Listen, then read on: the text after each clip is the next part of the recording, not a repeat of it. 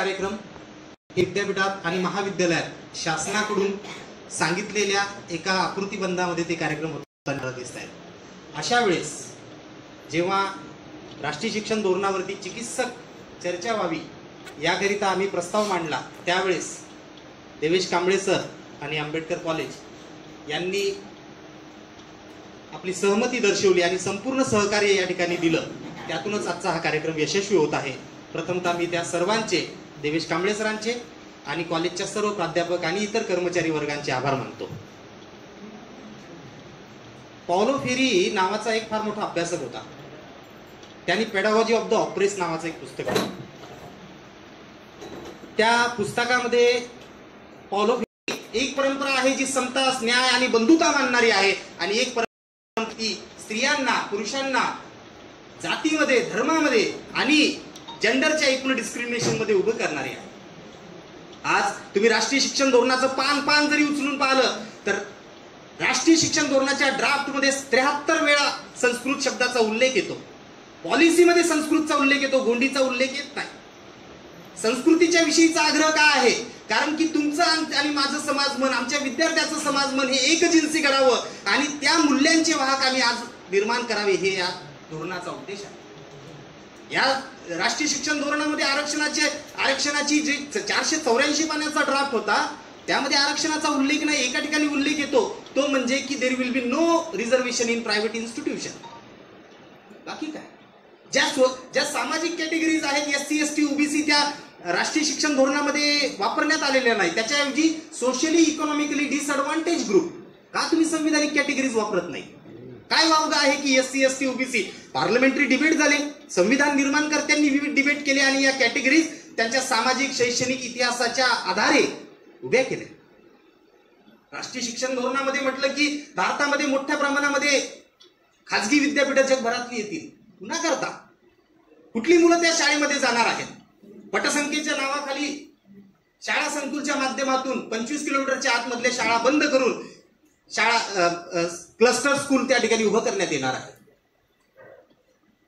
जेव्हा ड्राफ्ट आला त्या ड्राफ्टवरती चर्चा झाली, दीर्घ चर्चा झाली, लोकांनी आक्षेप घेतलं। माझं असं म्हणणं आहे की जोपर्यंत राष्ट्रीय शिक्षण धोरणाचा आपण ड्राफ्ट वाचत नाही तोपर्यंत आपल्याला पॉलिसी कळत नाही। त्या ड्राफ्ट मध्ये म्हणलेलं आहे की प्राध्यापकांचं प्रमोशन, इन्क्रिमेंट आणि रिक्रुटमेंट हे मेरिटच्या बेसिसवर असणार आहे। मेरिटची व्याख्या कुठंच केलेली नाही। ते त्या भागातली लोक, प्रस्थापित लोक ठरवतील त्या संस्थेमधले की कुठलं मूल्य हे तुमच्या मेरिटचं राहणार आहे। संतोष सुरडकर जर त्यांच्या पद्धतीने राहत नसेल तर मी मेरिटच्या संकल्पनेत त्यांच्या बसत नाही। ऑनलाईन एज्युकेशनची पद्धत सांगितलेली आहे राष्ट्रीय शिक्षण धोरणामध्ये। आपण कोविडच्या काळामध्ये बघितलं की जगभरामध्ये ऑनलाईन शिक्षण आल्यानंतर सर्वात पहिला फटका हा स्त्रियांना बसला। स्त्रिया या शिक्षणाच्या बाहेर फेकल्या गेल्या। ज्या उच्च विद्वान स्त्रिया होत्या, हार्वर्ड युनिव्हर्सिटीचा रिपोर्ट होता, त्या बाहेर फेकल्या गेल्या, त्या घरकामामध्ये अडकल्या, त्या बाकीचं काम करू शकल्या नाही। शिक्षणाच्या समान संधी नाकारण्याची पद्धत म्हणजे ऑनलाईन शिक्षण आहे। शिक्षणाचं बाजारीकरण करण्याच्या माध्यमातून स्वायत्तता देण्याचा मुद्दा त्या ठिकाणी आणला आणि स्वायत्तता 3 पद्धतीची सांगितली प्रत्येक संस्थेला। एक आहे अकॅडमिक, एक ऍडमिनिस्ट्रेटिव्ह आणि फायनान्शियल। हे कॉलेजला सुद्धा घातक आहेत। कॉलेज जेव्हा स्वायत्त होतील ते पगार कुठून देणार? कॉलेज स्वायत्त होतील ती कोर्सेस कोणचे चालवणार?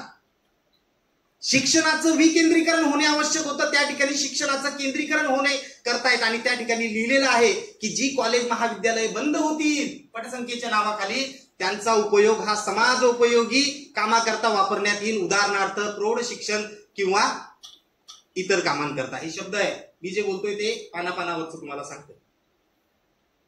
राष्ट्रीय शिक्षण धोरणाच्या माध्यमातून 8व्या वर्गापासून स्किल एज्युकेशनचं त्यांनी त्या ठिकाणी मागणी केलेली आहे। स्किल एज्युकेशनच्या माध्यमातून अनिल सदगोपाल यांनी मांडलेलं आहे की जी मुलं गोरगरीब, आदिवासी, दलित, SC ST OBC मधली जी मुलं आहेत ती पॅरेंटल ऑक्युपेशन मध्ये जातील।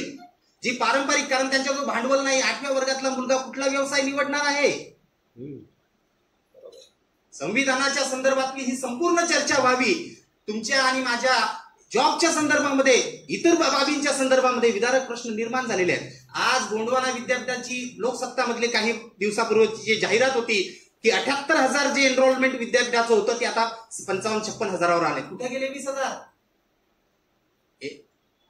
राष्ट्रीय शिक्षण धोरणामध्ये मल्टिपल एंट्री, मल्टिपल एक्झिट नावाची गोष्ट आणलेली आहे की जी विद्यार्थी 1 वर्ष शिकतील त्यांना सर्टिफिकेट भेटेल, 2 वर्ष डिप्लोमा, डिग्री आणि ऍडव्हान्स डिग्री भेटेल। अशी कुठली मुलं आहेत? आपण इथं बसलेले सर्व प्राध्यापक आहे, मला सांगा की एकदा एक विद्यार्थी किंवा विद्यार्थिनी जेव्हा महाविद्यालय सोडून देतं ते परत येतात.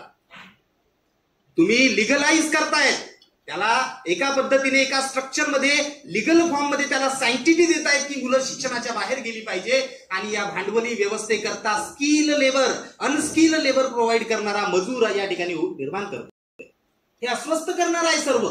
जेव्हा मी इतिहासाचा विद्यार्थी म्हणून पाहतो त्या ठिकाणी इतिहासाच्या संदर्भामध्ये मुघलांचा इतिहास गहाळ केला जातो इंडियन नॉलेज सिस्टमच्या आधारावरती. हा अन्याय, हा हमला औरंगजेबावरचा नाहीये, हा शिवाजी महाराजांचा वरचा हमला आहे. जर तुम्ही औरंगजेब सांगितला नाही तर तुम्ही शिवाजी महाराज सांगूच शकत नाही.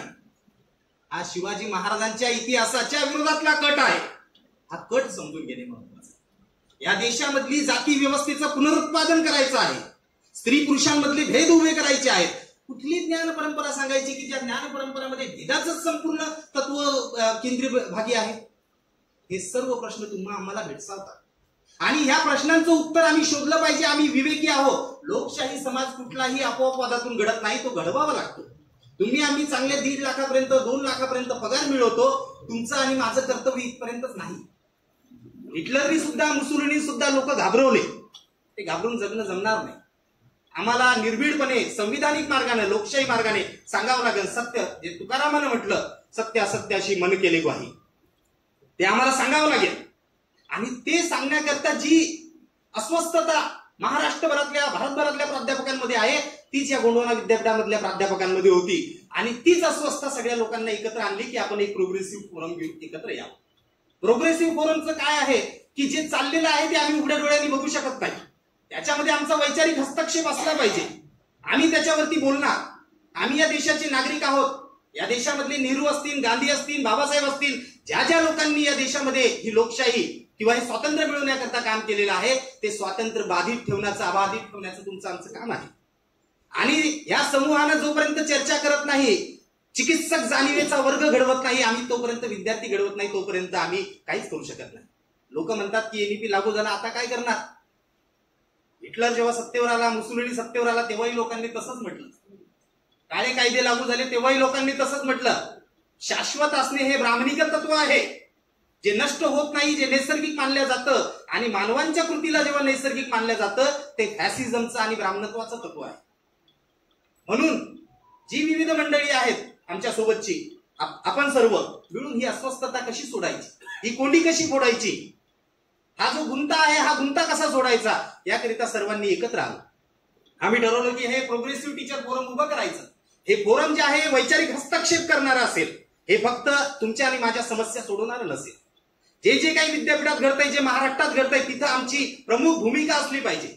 आम्ही सांगितलं पाहिजे की संविधानाच्या चौकटीत हे बसत नाही. आणि हे करत असताना या प्रोग्रेसिव्ह टीचर्स फोरमला एक विशिष्ट भूमिका आहे, ती म्हणजे जात वर्ग स्त्री दास्यांताची. आम्ही जातीभेद मानत नाही, वर्गभेद मानत नाही, स्त्री दास्यत्व मानत नाही.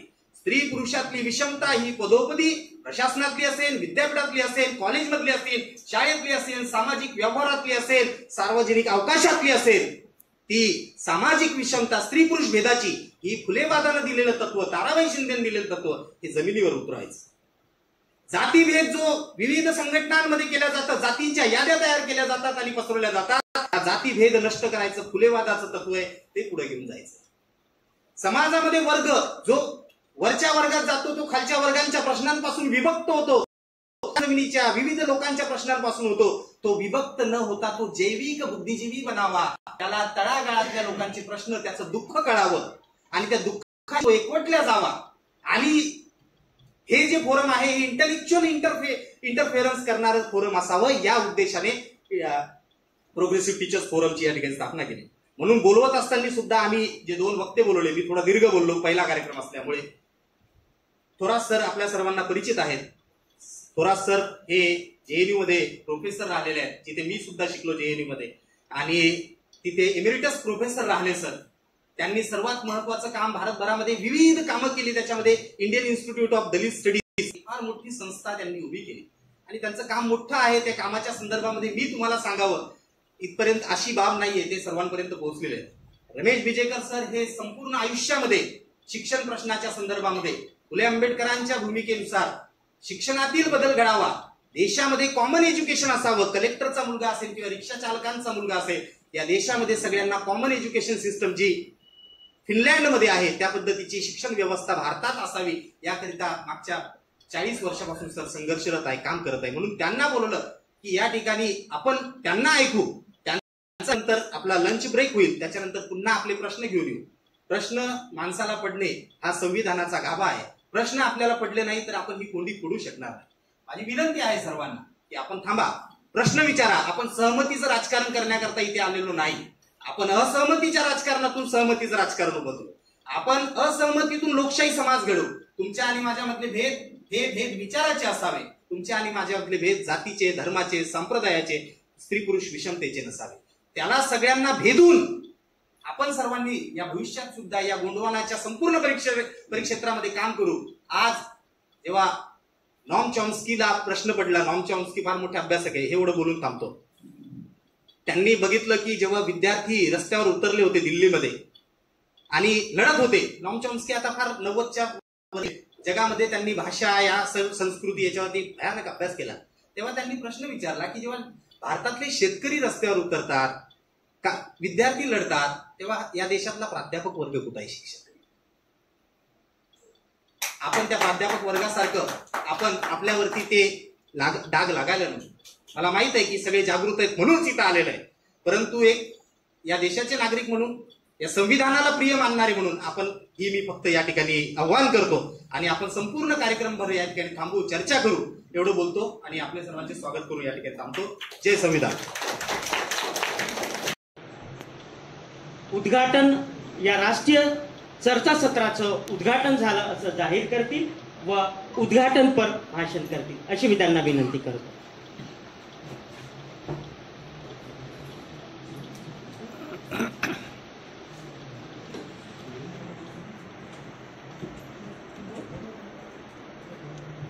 या समारंभाचे अध्यक्ष प्राचार्य डॉक्टर देवेश कांबळे, रमेश बिजेकर, डॉक्टर शिंदे,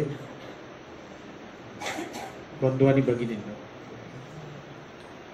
प्रथमच दिलगिरी व्यक्त करतो माझ्या वतीने आणि शेंडे आणि गौतम कांबळे आणि किशोर खांडेकर यांच्या वतीने आम्हाला येण्याकरता थोडा वेळ झाला. त्या ड्रायव्हरबरोबर आम्ही आलो होतो 3 दिवसापूर्वीच UP मधून नागपूरमध्ये आला. त्याला रस्त्याची काही जाणीव नव्हती, पण इथे शेवटी आम्ही आलो. मी प्रथमच प्रोग्रेसिव्ह टीचर्स फोरम जे आहे त्यांचे अभिनंदन करतो की त्यांनी हे एक दिवसीय राष्ट्रीय चर्चासत्र राष्ट्रीय शैक्षणिक धोरण, आव्हाने आणि जबाबदारी यावर घडून आणले. ह्या पूर्वीच्या वक्त्यांनी फार चांगला प्रश्न उपस्थित केला की नवीन शैक्षणिक धोरण हे आल्यानंतर जी चहूबाजूला चर्चा झाली, प्रतिक्रिया आली, परंतु प्राध्यापक कुठे? जे शिक्षण क्षेत्रामध्ये प्राध्यापक आहेत ते कुठे? फार महत्त्वाचा प्रश्न त्यांनी उपस्थित केला. 3 वर्षापूर्वी माशेलकर कमिटी स्थापन करण्यात आली. महाराष्ट्र सरकारने नवे शैक्षणिक धोरण लागू करावं, कसं लागू करावं, त्या समितीचा मी मेंबर होतो. आणि तेव्हा त्यानिमित्तानं मला मग नवीन शैक्षणिक धोरण वाचायला संधी मिळाली. नवीन शैक्षणिक धोरण ज्या शिथाफीनी, ज्या ब्रह्मनिकल अकॅडमिक इंजिनिअरिटीने लिहिल्या गेलेला आहे त्याला समजण्याकरता फार वेळ लागतो. त्याचे धागेदोरे, त्याचे पदर समजणं फार कठीण असतं. तरी ते मी वाचलं आणि तो रिपोर्ट सबमिट झाला महाराष्ट्र गव्हर्नमेंटला. मी मासेलकरांना म्हणालो की तुमच्या ज्या रिकमेंडेशन आहेत त्याच्याशी मी सहमत नाही आहे, मी सिग्नेचर करणार नाही. ते म्हणाले असं काही करू नका, तुम्हाला तुमचं जे मत व्यक्त करायचं आहे ते व्यक्त करा, ते आपण मत स्वतंत्रपणे मिनिस्टरला पाठवू. मी 75 पानाचा माझा पर्यायी सूचनांचा रिपोर्ट त्यांना पाठवला. त्यांच्या सहीने तो शिक्षण मंत्र्यांना पाठवला. मग माशेलकर कमिटीचा रिपोर्ट वेगळ्या पण गेला, त्याच्यावर माझी सिग्नेचर होती. परंतु जो पाठवलेला रिपोर्ट तो दाबून ठेवलेला आहे. अजूनही माहीत नाही की त्याच्यामध्ये थोरातांनी काय सजेशन केलं. मला बोलायचं नाही, दुसऱ्या सेशनमध्ये सविस्तर बोलता येईल. परंतु मला जो प्रश्न यापूर्वी केला होता की प्राध्यापक कुठे, तेव्हापासनं 2016च्या जो युनिव्हर्सिटी ऍक्ट आहे त्या कमिटीचा सुद्धा मी चेअरमन होतो. त्याच्या अगोदर मी थोडंफार लिहायला सुरुवात केलं, परंतु कुठेही मला नागपूर विद्यापीठामध्ये प्राध्यापक आजूबाजूला दिसला नाही. अनेक वर्षानंतर मला असं वाटते 4 की 5 महिन्यापूर्वी 3 महिन्यापूर्वी आंबेडकर टीचर असोसिएशननं पहिल्यांदा कॉन्फरन्स नवीन शिक्षणावर लागू केली. परंतु त्यापूर्वी बराच काळ निघून गेला होता. सरकारनं पॉलिसी अडॉप्ट केली, मोदींनी त्याचं इनॉग्रेशन केलं, भाषण दिलं, परंतु उशिरा का होईना आता जेव्हा ती पॉलिसी प्रॅक्टिसमध्ये आणल्या जात आहे आणि प्राध्यापक ती पॉलिसी अनुभवत आहेत, तेव्हा कुठे जागृती निर्माण झाली की हे काही बरोबर नाही. प्राध्यापकाच्या पोस्टच जाणार नाहीत, पण इतरही त्याचे परिणाम आहेत. अशा प्रकारची जाणीव निर्माण झाल्यामुळे ही संघटना स्थापन झाली. त्याबद्दल उशीर का होईना ही संघटना स्थापन झाली, त्याबद्दल मी आपले सर्वांचे मी अभिनंदन करतो, ॲप्रिशिएशन करतो. आणि त्यांनी काम करावं आणि याच्यामध्ये त्यांच्यासमोर फार मोठे आव्हानं आहेत. ते आव्हानं मी दुसऱ्या भाषणामध्ये आपल्याला सांगेन. आणि हे फार चांगली गोष्ट आहे की महाराष्ट्रभर आपण ह्या संघटनेच्या माध्यमातून काम केलं पाहिजे. नंतर मी सांगेल आपल्याला की कर्नाटका गव्हर्नमेंटनी जे एज्युकेशन कमिशन स्थापन केलं होतं त्याचं त्यांनी मला अध्यक्ष बनवलं. अध्यक्ष एवढ्यासाठीच बनवलं की त्यांना बाहेरून आणणं कठीण झालं होतं, परंतु लोकली कोणी काही फारसं तयार झालं नाही. एकदा तुम्ही न्यू एज्युकेशन पॉलिसीच्या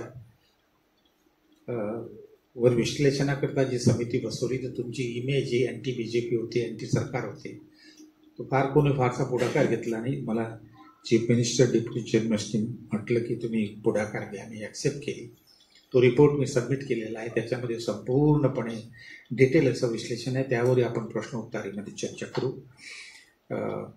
याशिवाय मला जास्त काही बोलायचं नाही. आपण ऐकायला पाहिजे बिजेकर काय बोलणार आणि त्यानंतरची चर्चा. So I declare this conference to be open and let us discuss it. Thank you very much.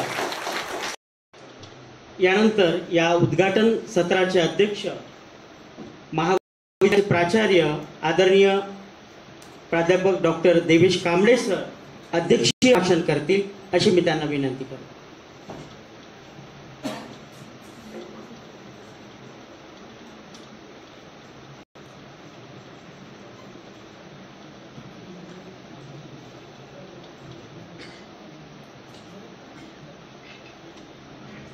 राष्ट्रीय शैक्षणिक धोरण, आव्हाने आणि जबाबदाऱ्या हे जे एक दिवसाचं चर्चासत्र आपण आयोजित केलं आहे. ऑब्व्हियसली प्रोग्रेसिव्ह टीचर्स फोरम यांच्या पुढाकाराने ते होत आहे. आम्ही फक्त फॅसिलिटेटर आहोत, म्हणजे आम्ही फक्त आमचं इन्फ्रास्ट्रक्चर आणि बाकी त्यांना दिलेलं आहे. महत्त्वाचं काम त्यांनी केलेलं आहे. तर सर्वप्रथम आपण त्यांच्याकरता इतकं चांगलं ज्वलंत आणि रेलिव्हेंट असा टॉपिक घेऊन ते आपल्या समोर आलेले आहेत. त्यांचं आपण टाळ्या वाजवून एकदा स्वागत करायला पाहिजे. आपण शिक्षण क्षेत्रामध्ये ज्यांची दखल आहे असे बिजेकर सर आणि Padmashri doctor Thorat sir, UGC chairman, former UGC chairman, असे 2 वक्ते आपण इथं पाचारण करत आहोत. त्याच्यामध्ये शिक्षण क्षेत्रातील सद्यस्थिती ह्या विषयावर डॉक्टर बिजेकर सर बोलणार आहेत आणि आव्हानांवर थोरात सर बोलणार आहेत. त्याच्यामुळे माझ्यासाठी असं काही, आणि मी ह्या कार्यक्रमाचा वक्ताही नाही, त्याच्यामुळे मी कुठलेही असा स्पेशल टॉपिक घेऊन तुमच्यासमोर बोलणार नाही.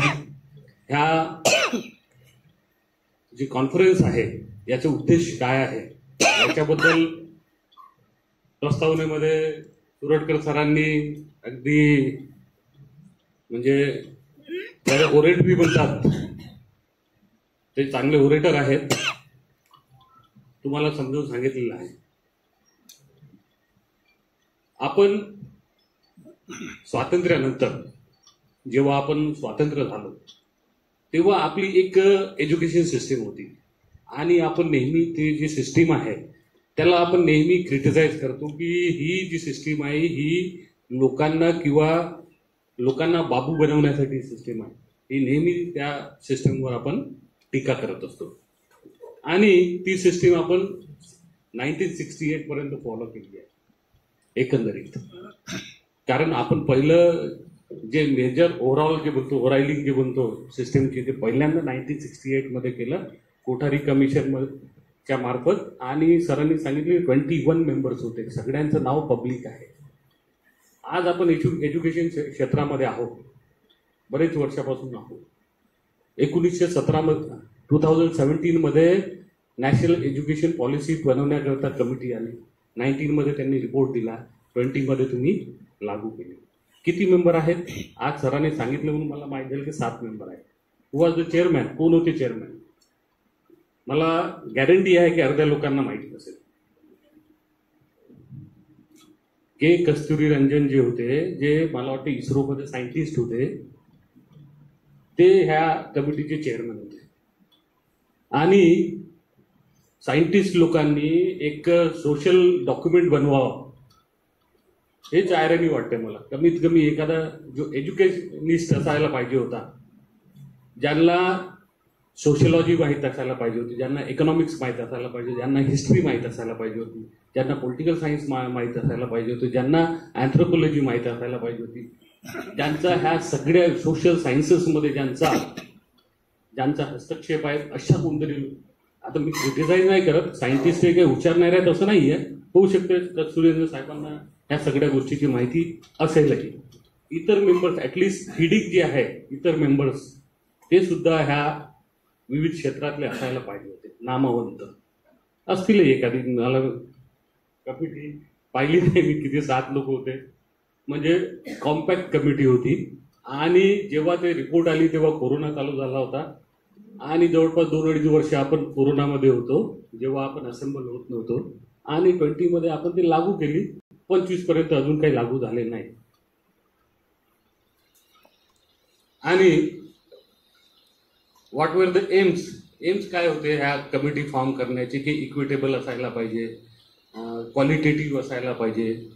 मागे एकदा चर्चा होत असताना क्वालिटी म्हणजे काय होते नेमकं, तर क्वालिटी हे म्हणजे उदाहरण किंवा क्रिटिक म्हणा किंवा हास्यास्पद म्हणा की आमचं गोंडवाना विद्यापीठ होतं, त्याच्यामध्ये एक टॉपिक होता की जो कोणी PhD करत असेल त्यांनी काय करायचं की गोंडवाना विद्यापीठाचं जे रिसर्चचं जे आहे वर्कशॉप ते करायचा. हा एक डिसिजन झालं होतं.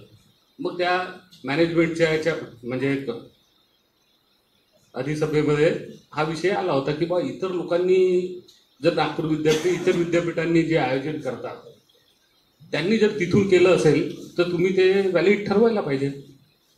तर बऱ्याच लोकांचं असेल बा ते क्वालिटी चांगली नाही आहे, म्हणजे तुमची क्वालिटी, तुमच्याकडे टीचर नाही आहे, कोणाला उचलून मांडतं तिथं आणि सेशन कंप्लीट करता, तुमची क्वालिटी चांगली आहे आणि तुम्ही दुसऱ्यांच्या क्वालिटीवर प्रश्न उचलता. म्हणजे क्वालिटी हे किंवा इक्विटेबल असो किंवा हे जे काय असेल, आता सरांनी सांगितलं सुरटकर तुमच्यावर डिपेंड करते तुम्ही काय, तुम्ही चांगलं म्हणाल, वाईटाला चांगलं म्हणाल तरी तुमचे किंवा तुमच्या फॉलोअर्स लोकांना ते चांगलं राहील. हे एकंदरीत भारतीय कुठलाही सेक्टर असो त्याच्यामध्ये हा प्रॉब्लेम आहेच. आणि एज्युकेशन सिस्टीम जी आहे आपली जशी डेव्हलप झालेली आहे 68 पर्यंत तर आपण पुराण्या याच्यामध्ये चाललो, त्याच्यामध्ये प्रायव्हेट सेक्टरला इंट्रोड्यूस करण्याचं कामही आपण केलेलं आहे. उद्देश आपला चांगला होता, गव्हर्नमेंटचा उद्देश चांगला होता. कारण जेव्हा आपण स्वतंत्र झालो तेव्हा आपली जे GDP होती मला वाटतं 180 करोडाची होती. तेव्हाच्या याच्याप्रमाणे असेल ते 1,80,000 करोड. आज आपण 30-31 लाख करोडापर्यंत पोहोचलो. तर तेव्हाची जी GDP होती आणि आपल्या समोर जेव्हा स्वातंत्र्य झाल्यानं बरेच प्रॉब्लेम होते. एवढे इकॉनॉमीवाल्यांना माहीत असेल की इकॉनॉमीचे किती सेक्टर्स आहेत, तर कोणत्या सेक्टरवर किती इन्व्हेस्टमेंट करायचं, प्रायोरिटी सेक्टर कशी ठरवायची, त्याच्याकडे प्लॅनिंग कमिशन आला. त्यांनी ठरवलं की बा एज्युकेशनला बाजूला ठेवा, सध्या ॲग्रिकल्चर आणि इंडस्ट्रीला आपण कमीत कमी पहिले 2-3 प्लॅन्समध्ये आपण त्यांना, आणि म्हणून आपला एज्युकेशन सेक्टर थोडा मागे राहिला. आपण जे वर्ल्ड वाईड जो इन्व्हेस्टमेंट आहे एज्युकेशन सेक्टरवर, म्हणजे विकसित देश तर मला वाटतं 7% ऑफ देअर GDP ते एज्युकेशन सेक्टरवर करतात. आणि एक स्टँडर्ड असं आहे की कमीत कमी 5% तुम्ही एज्युकेशन सेक्टरवर करायला पाहिजे. पण आपली स्थिती अशी होती की आपण 5% काय 1%ही एज्युकेशन सेक्टरवर, म्हणजे HRD मिनिस्ट्री जी आहे त्यांचा बजेट तुम्ही 1% आज 75 वर्षाला आज काय इन्व्हेस्ट करत आहोत आपण 1.7%. आणि आपण नवीन एज्युकेशन पॉलिसीमध्ये एका रात्रीमधून तुम्ही सगळं काही चेंज करू शकणार आहे असे टार्गेट्स आपण दिलेले आहे की आपण 6% of the GDP will invest on education sector, असे आपण टार्गेट्स दिलेले आहेत. तर न्यू एज्युकेशन पॉलिसी जी आहे बरेच आव्हाने आहेत. कारण आपण आता सगळे एज्युकेशन सेक्टरचे आहोत. माझ्या सब्जेक्टचे पहिले 3च विषय होते. फर्स्ट इयरला एक, सेकंड इयरला एक, थर्ड इयरला एक. मग मला सांगण्यात आलं की तुम्ही प्रत्येक इयरमध्ये 3-3 मेजर बनवून द्या, 5-5 मायनर बनवून द्या. आणि असे पकडलं तर माझ्या सब्जेक्टचे 15 झाले. आणि माझे पेपर सेटिंग जवळपास एकेकाकडे 25-25 पेपर सेट करायला येतात. माझ्याकडे 5-6 लोक आहेत. 25 म्हणजे 150 पेपर तर मी माझ्या सब्जेक्टचे करतो. त्याला किती स्टुडंट आहे हे मला माहित नाही. आणि सब्जेक्ट जे पहिले माझा एकच सब्जेक्ट होता, आज तुम्ही सब्जेक्टची स्थिती पाहिली तर प्रत्येक सब्जेक्टला 3-3, 4-4 विद्यार्थी, असे कमी 15-20 सब्जेक्ट आज फक्त फर्स्ट इयरवाल्यांकडे आहे. आणि इम्प्लिमेंटेशनची स्थिती अशी आहे की जेव्हापर्यंत त्याच्याकडे एक्झामिनेशनचा कार्ड येते तेव्हापर्यंत त्याला माहीत नाही राहत स्टुडंटला की माझा सब्जेक्ट कोणता आहे. ही सद्यस्थिती आहे, हाताची गोष्ट नाही. त्यातल्या त्यात आपण मग क्रेडिटचं सिस्टीम आणलं की बा तुझे माझं इंटरेस्ट काय आहे, मला हा सब्जेक्ट घ्यायचा आहे. मग आपण सांगतो तुझे 6 क्रेडिट बनत नाही त्याच्यामध्ये, तू हा नाही तो घे, असे प्रश्न आलेले आहेत. मग जो उद्देश होता आपला की आपल्याला कोणताही विद्यार्थी कधीही कोणताही केव्हाही सब्जेक्ट घेऊ शकतो. इथं फर्स्ट इयरचे प्रॉब्लेम तुम्ही सॉल्व्ह नाही केले, आता तर सेकंड इयर आला. सेकंड इयर नंतर पुन्हा थर्ड इयर येणार आहे, जिथं मी एक माणूस 25 पेपर सेट करणार होता तो 35-40 तर नक्कीच करावा लागणार आहे. हे सगळे चॅलेंजेस आहेत. पण एक गोष्ट आपण ध्यानात ठेवायला पाहिजे की शेवटी आता 5 वर्ष झाले न्यू एज्युकेशन पॉलिसी येऊन, आणि ते 5 वर्ष झाल्यानंतर आता पुन्हा तुम्ही ॲटलिस्ट ह्या पॉईंटला तुम्ही रिव्हर्स जाऊ शकत नाही. 1986 मध्ये आपण जे सेकंड रिव्हिजन केलं सिलेबसचं ते आपण 92 मध्ये लगेच रिवाईज करून घेतलं. कारण काय झालं की 91 मध्ये आपण LPG नावाचं जे धोरण केलेलं होतं, लिबरलायझेशन, ग्लोबलायझेशन आणि प्रायव्हेटायझेशन, तर तुमचं education system it should be in tune with the happenings at that time. म्हणून होऊ शकतं बहुतेक आपण केलं असेल. ॲज सून ॲज जेव्हा हे जे रेजिम आहे सध्याची, ही रेजिम जे चेंज झाल्यानंतर होऊ शकतं लगेच काही वर्षात आपल्याला पुन्हा रिट्यून करावं लागेल. तर let's hope for the best की आपण ह्या चर्चासत्रामधून बरंच नॉलेज आपण इथून घेऊन जाणार आहे.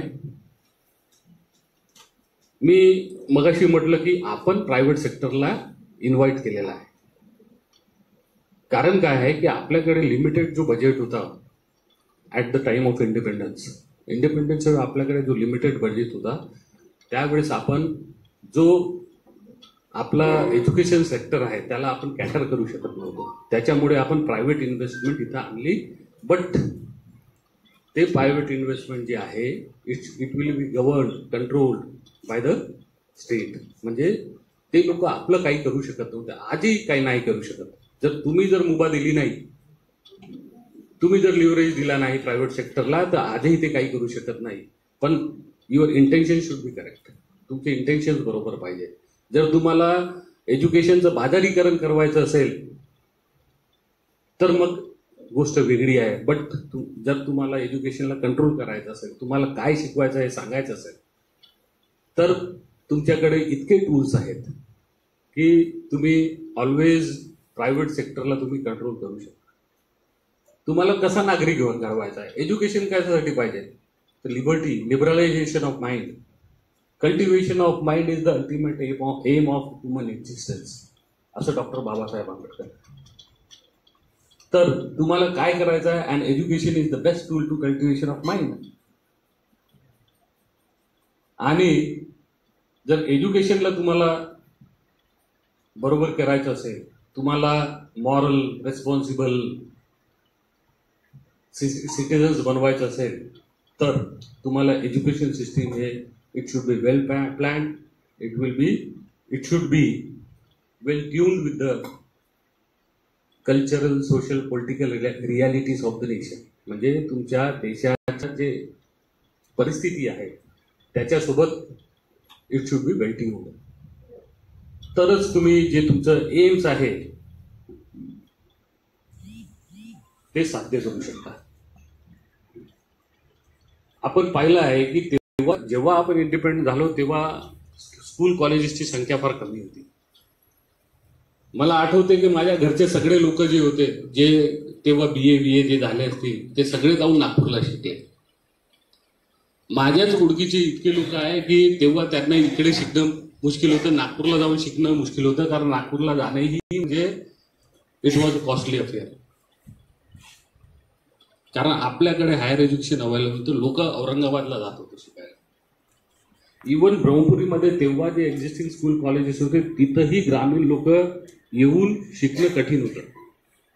कारण काय की जर ब्रह्मपुरीला येणं आहे तेव्हा इन्फ्रास्ट्रक्चर चांगलं, रोड नेटवर्क चांगलं नव्हतं. तेव्हा 10 किलोमीटरचा मुलगा इथं पोहोचू शकत नाही. तेव्हा रोडच नव्हते, कनेक्टिंग रोड नव्हते, ऑल सीझन रोड जे म्हणतो आपण ते नव्हते.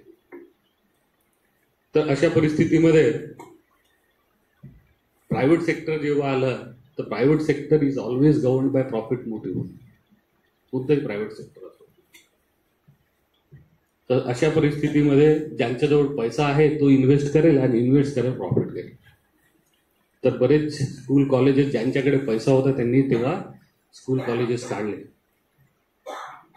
परंतु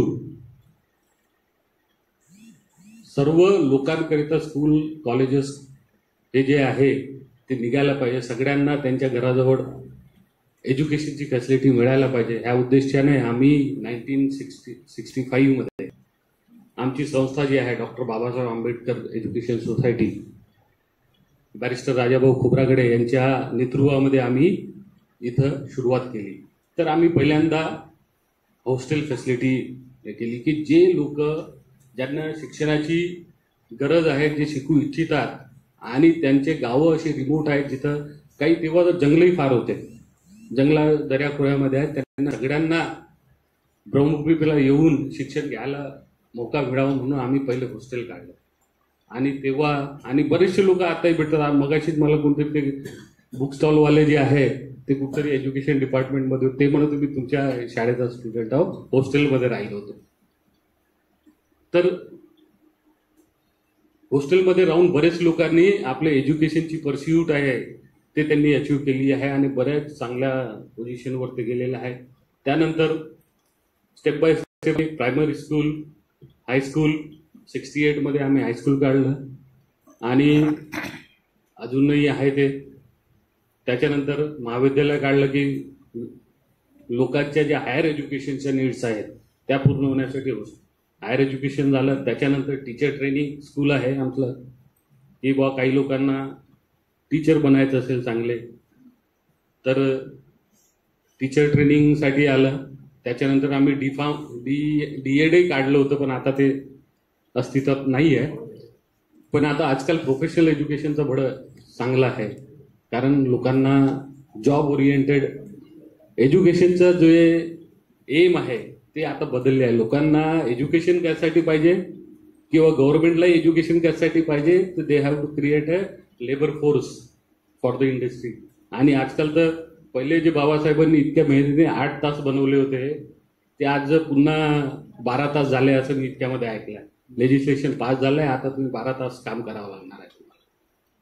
म्हणजे तुम्ही लेजर वेजर जो आहे लाईफ एन्जॉय करणं विसरून जा. You will be in the कॉग in the machine जे म्हणतात ना, की बा फिरत राहा. अशी परिस्थिती आलेली आहे. तर हायर एज्युकेशन ही माणसाची गरज आहे आणि आपल्या गव्हर्नमेंटचे एम आहे की आपल्याला एनरोलमेंट इन हायर एज्युकेशन वाढवायचं आहे. पण आपण सांगतो एक, म्हणजे हत्तीचे दाखवायचे दात वेगळे आणि खायचे दात वेगळे. तुम्ही म्हणता एकदा एकीकडे की हायर एज्युकेशनमध्ये तुम्हाला एनरोलमेंट वाढवायचं आहे, दुसऱ्याकडे म्हणता की आम्ही direct transfer of scholarship to student, त्याच्याकडे पैसे आले त्याला वाटतं स्कॉलरशिप आहे, पूर्ण पैसे मोबाईल हे ते याच्यामध्ये बिलकुल खर्च करून टाकतो. आणि मग जेव्हा फॉर्म भरायला येतो तर म्हटलं की बा ट्युशन फी तुझ्या अकाउंटवर येईल ते भर, तर म्हणजे खर्च झाला. किंवा ज्यांना माहिती आहे पैसे भरावं तो येतच नाही, पुन्हा कॉलेजचं तोंडच पाहत नाही. म्हणजे हे ड्रॉपआउट तुम्ही वाढवले आहे की तुम्ही दुसरा काही मेथड काढा त्याच्यावर. तुम्हाला जर वाटते की हे सगळे संस्थापक बदमाश आहेत तर दुसरं काही मेथड काढा. म्हणजे काउंटर प्रोडक्टिव्ह होत आहेत तुमचे जे मेजर्स घेत आहे तुम्ही. सरांनी सांगितलं की इंडियन नॉलेज सिस्टीम आपल्याला लोकांना शिकवायची आहे. काय इंडियन नॉलेज सिस्टीम काही इतकुशी आहे का? तुम्हाला जर एक प्रवाह तुम्ही शिकवला आणि दुसऱ्याला सोडून तेवढंच आहे की हिस्ट्री फक्त औरंगजेबाची जरी सोडली आणि बाकी शिकवलं तरी असं होईल का? तुम्हाला सगळ्या गोष्टी हॉलिस्टिक अप्रोचमध्ये शिकवावं लागेल, तरच तुमचा जो एज्युकेशनचा उद्देश आहे तो सफल होईल. तर आपण इथे थोरात सरांना, बिजेकर सरांना इथे ऐकण्यासाठी जमलेलो आहोत.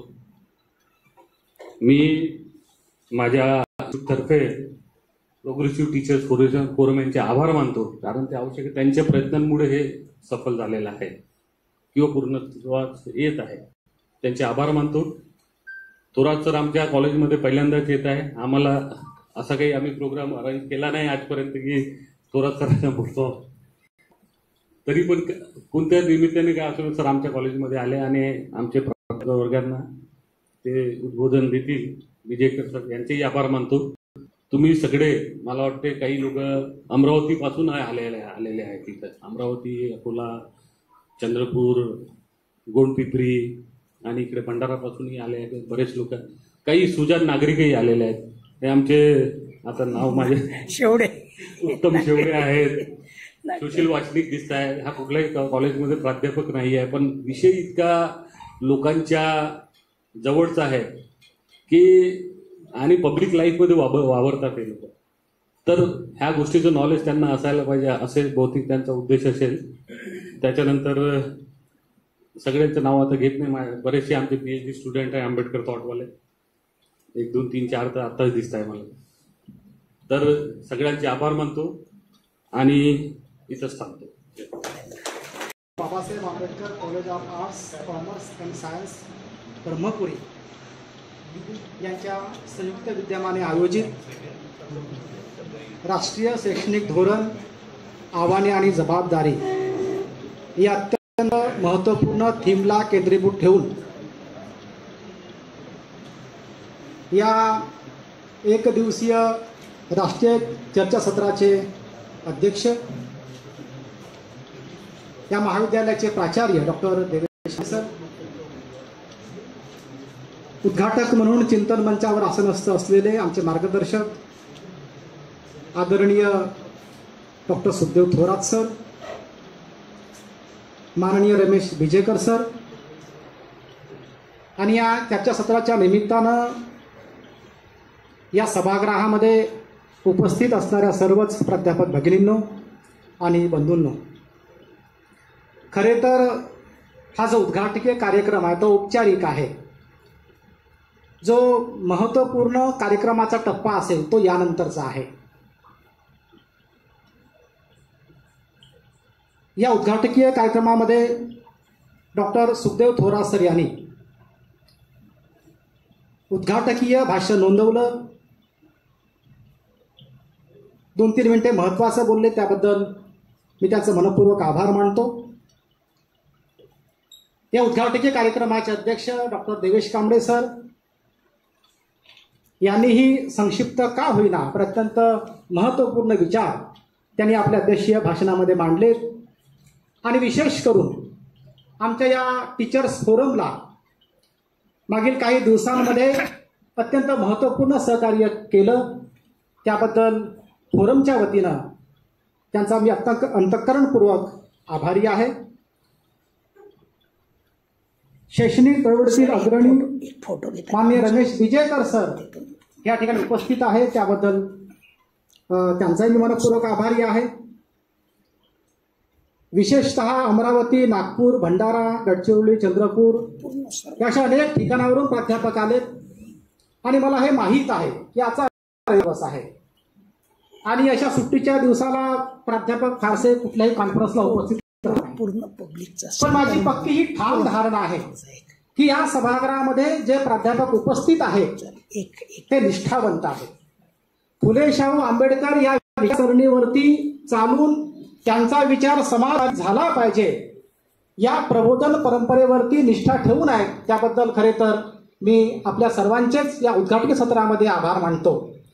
या ठिकाणी थोरा सरांसोबत माननीय संजय शेंडे साहेब, खांडेकर सर, गौतम कांबळे उपस्थित आहेत, त्याबद्दल या तिघांचाही मी मनपूर्वक आभारी आहे. विशेष करून मला माननीय संजय शेंडे साहेब यांचे आभार मानायचे आहे. खरे तर अशा प्रकारचं चर्चासत्र झालं पाहिजे, प्राध्यापकांमध्ये जीवन जागृतीची ज्योत पेटली पाहिजे हा विचार ते आम्हाला सतत सांगत होते. म्हणजे हा जो सेमिनार आहे, हा सेमिनार उभा राहण्यामागे त्यांचेही प्रयत्न कारणीभूत आहेत. मी त्यांचाही आभारी आहे. पुनश्च मी आपल्या सर्वांचेच या ठिकाणी आभार मानतो आणि हे उद्घाटकीय सत्र या ठिकाणी इथेच संपलं असं मी जाहीर करतो. उच्च शिक्षणाचं एकंदरीत बदलतं स्वरूप आणि शिक्षण व्यवस्थेमध्ये आजपर्यंत झालेले बदल या बाबतीमध्ये आदरणीय रमेश विजयकर सरांनी अतिशय सुंदर पद्धतीने, सोप्या पद्धतीने या ठिकाणी मांडणी केली. आणि प्रायमरी एज्युकेशनपासून उच्च शिक्षणापर्यंत जो अजेंडा राबवला जात आहे, ज्यामध्ये म्हणजे एकच नेतृत्व असावं हे स्वीकारलं जावं, साचेबद्ध विचारसरणी आणि बौद्धिक कदमताल करणारे नागरिक निर्माण व्हावेत की जे प्रश्नच विचारू नयेत, हा जो अजेंडा या ठिकाणी राबवला जात आहे तो शालेय स्तरापासून उच्च शिक्षणापर्यंत कसा राबवला जात आहे सरांनी अतिशय मार्मिक पद्धतीने या ठिकाणी उलगडून सांगितलं. मी सरांचा प्रोग्रेसिव्ह टीचर्स फोरम आणि महाविद्यालयाच्या वतीने खूप खूप या ठिकाणी आभार मानतो. तसेच उच्च शिक्षण धोरण जे आता या ठिकाणी राबवलं जात आहे, मागच्या शिक्षण धोरणाशी तुलना करून आपण खऱ्या अर्थाने हे उच्च शिक्षण धोरण विकासाकडे नेण्यासाठी घेत आहोत का विविध प्रकारच्या अडचणी निर्माण करून शिक्षणातून जो शिक्षणाचा केंद्रीभूत असणारा विद्यार्थी आहे तोच बाहेर फेकला जात आहे. याचे अनेक पैलू म्हणजे रिडिंग बिटवीन द लाईन ज्या पद्धतीने आपण म्हणतो त्या पद्धतीने या धोरणाच्या मागचा आशय जो आहे तो आदरणीय थोरात सरांनी या ठिकाणी आपल्या समोर मांडलेला आहे. आणि अतिशय ग्राउंड लेवलवरती जी रियालिटी आपण प्रत्येकजण या ठिकाणी फेस करत आहोत, आज दैनंदिन महाविद्यालयामध्ये येणारे जे प्रॉब्लेम्स आहेत आणि त्या प्रॉब्लेम्सचे काय सोल्युशन्स असावेत या पद्धतीने सरांनी ही सर्व मांडणी केली. कर्नाटक गव्हर्नमेंटने नुकतंच या ठिकाणी जे न्यू एज्युकेशन पॉलिसीचं धोरण बनवलेलं आहे ते धोरण सरांनी या ठिकाणी ड्राफ्ट केलं आहे. त्या समितीचे अध्यक्ष सर आहेत आणि त्या समितीमध्ये देखील या सर्व धोरणांचा अभ्यास करून काय सजेशन दिलेले आहेत तेही आपल्याला सरांनी सांगितलेलं आहे. मी सरांचं देखील प्रोग्रेसिव्ह टीचर्स फोरम आणि महाविद्यालयाच्या वतीने खूप खूप आभार मानतो. आणि आपण सर्वजण म्हणजे मला या ठिकाणी खूप कौतुक करावं असं वाटतं की सध्या आपण या मागच्या दशकात तरी किमान एवढ्या कॉन्फरन्स अटेंड केल्या असतील, तिथे संख्या कशी टिकवावी हा प्रश्न असतो आणि आम्ही तेव्हापासून कशी म्हणजे बसायला जागा कशी करावी या प्रश्नासाठी झगडतो आहोत. आपण सर्वजण वेगवेगळ्या ठिकाणाहून आलात, आज रविवारचा दिवस असूनही या शिक्षणाच्या प्रश्नाशी आपली बांधिलकी आहे. या शिक्षणामध्ये जे प्रश्न येणार आहेत, जे आव्हान येणार आहेत ती सोडवण्यात माझी एक सामूहिक जबाबदारी असली पाहिजे या भावनेने आपण सर्वजण उपस्थित झालात. अतिशय शांतपणे चर्चा ऐकली आणि मला निश्चितपणे या ठिकाणी म्हणजे मी हमी देऊ शकतो की सर ही चर्चा इथपर्यंतच न राहता या महाराष्ट्रातल्या सर्व महाविद्यालय स्तरावरती सुरू होईल आणि हा आवाज जो आहे, हे चिंतन जे आहे, हे चिकित्सा जी आहे हे निश्चितपणे या धोरणाला आकार देण्यासाठी कारणीभूत ठरेल अशी हमी आपल्या सर्वांच्या वतीने या ठिकाणी देतो. तुमचेही आभार मानतो. धन्यवाद.